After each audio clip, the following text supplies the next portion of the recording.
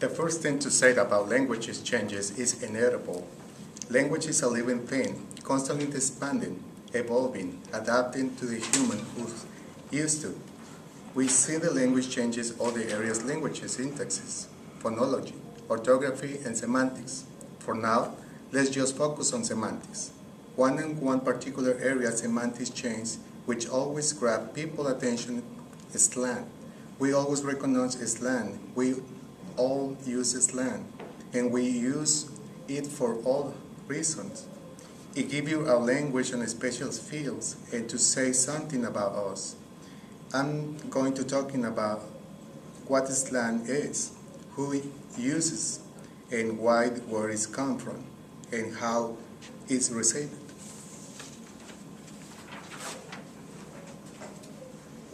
What is slang?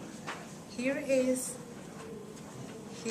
the definition you might want to jot down. Slang is informal language which tend to be associated with particular groups of people and therefore help define their identity. Slang often spreads along private groups or groups within of secretive or undergroups or are not confirmed today. Through these associations are become much weaker and now everyone uses slang.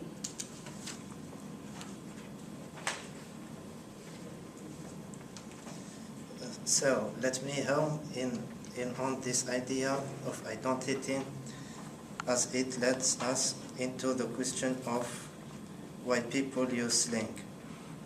A lot of slang comes from people not wanting to be understood by those outside their group. We typically think of using language in order to be understood. But another use of language is to prevent understanding. People use exclusive or private language to give their group of distinct identity. With slang, people can tease one another, enjoy shared experiences, and keep everyone else at a distance. Our cultures have groups or subcultures who want to be separate, and yet they want people to know who they are and what they stand for. And slang helps to construct that identity.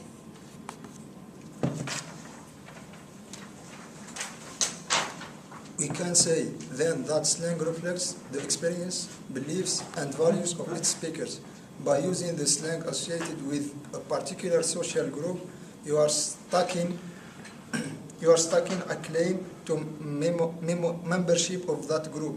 Being in group denotes inclusion or acceptance because you play by the group's rules. Being out group is the opposite. It's being excluded. Ever notice how non-native speakers are so eager to learn slang even before they have a basic grasp of the language? Well, that's because it's a signal of integration or of membership. I speak this language, I belong. In a word, slang is cohesive. Now let's look at the personal benefits of using slang.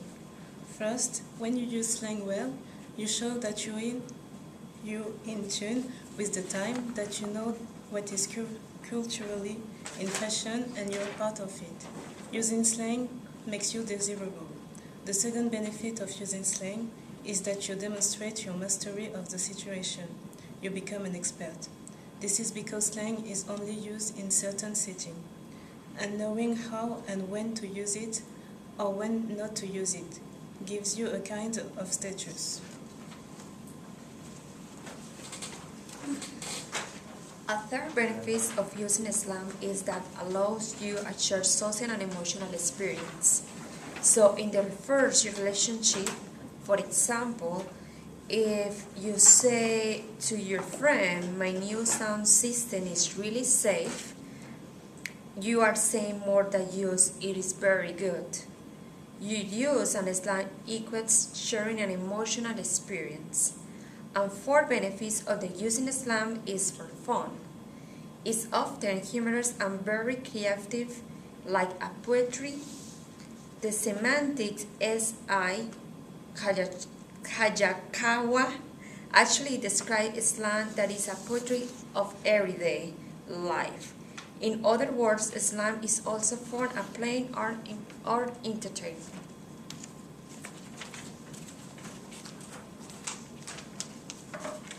So, what are the major innovations for slang? Well, there are a few that never seem to go out of fashion. I am talking about love and romance.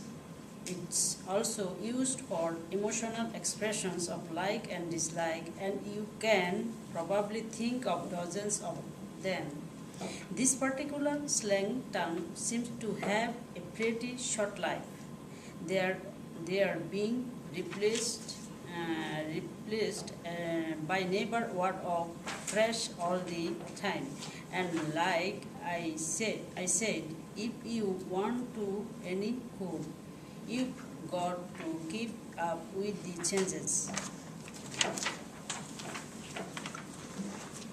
But there are another category of slang, term that's really taken off recently, and that is the slang of view technology. Things like personal computers, the internet, emails, and the mobile technology. These things have become one of the richest sources of slang, and there are tons of websites designed to celebrate, to decode the slang. There we see certain often youthful communicators using this to distance themselves from the technology, changes older generations.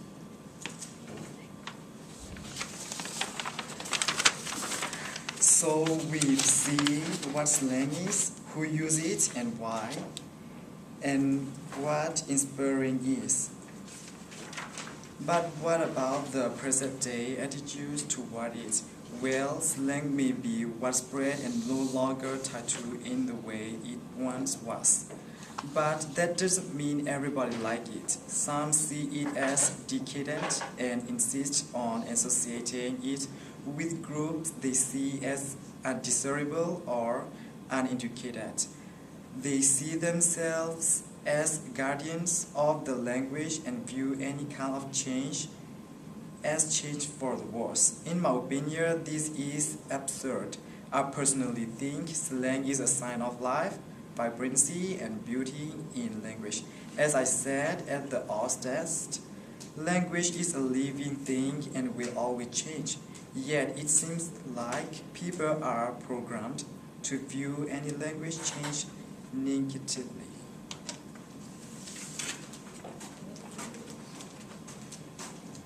Okay, so I did like to summarize now. Today is the main point with the quotaries from the linguist Tony Trow, who says slang, often performing the important social function which is the include into or exclude from the initiate circle. So yes, it maybe still have two negative connotations, but slang is the here stay. It even has taken on an area of the responsibility by becoming the subject of serious academic study, and why not?